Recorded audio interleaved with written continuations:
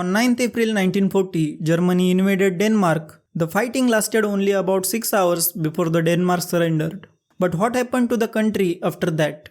When Germany invaded, Denmark's army was small and there was no match for the German forces. So the Danish government surrendered to avoid bombings and the civilian deaths.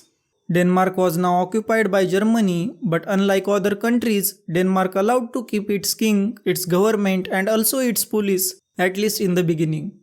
In the initial phase of occupation, life remained pretty normal for the Danish people. There was few problems like shortage of food and fuel, but the people adopted to it. King Christian X stayed on the throne and became a symbol of national pride. He famously rode his horse through the Copenhagen every morning, reminding people that their king is still stood by them. The Prime Minister Thorvald Stauning was a leader when Germany invaded Denmark. Later, Erik Scavenius became a Prime Minister and led a cabinet that worked with Germans to keep the country stable. Some Danes criticize this cooperation, but others say it saved lives. As the time passed, German control tightened and beneath the surface, resistance started to grow. Danes started printing underground newspapers, sabotaged German factories, and helped Allied forces with secret information. By the August 1943, protests spread across the country. The Danish government refused more German demands, and on the 29 August 1943, Denmark's government resigned and German authorities declared a martial law. In October 1943, German authorities planned to arrest Danish Jews, and something incredible happened.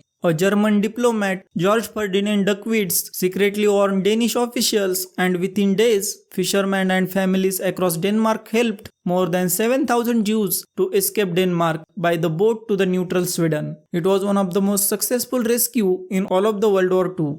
In May 1945, the war ended in Denmark. People waved flag and celebrated their freedom. But on the island of Bornholm, the story was different. German troops there refused to surrender to the Soviet forces as they wanted to surrender to the British forces. So on the 7th and 8th May, the Soviet bombed the Bornholm and took its control. The island remained under Soviet control until April 1946. Almost a year after, the rest of the Denmark was free. So what do you think? Denmark's quick surrender was an act of weakness or a clever move that saved the nation? Let me know your thoughts in the comment section.